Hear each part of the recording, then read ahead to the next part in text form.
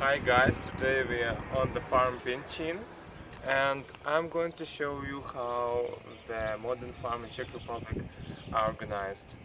And during this trip we will see how the goat farm can earn money and what services they can offer to their customers. So follow me to know more.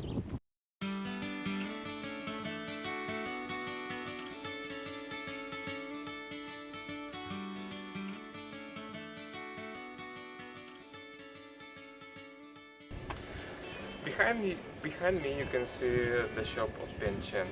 Inside you can see some part of creamery, and you will see how people produce the cheese and all other dairy products of Pencin. And also we can see inside the shop of Pencin where all the products they sell. And as you can see, the Pencin was the best goat farm in Czech Republic in 2012. And let's look together how it looks like inside.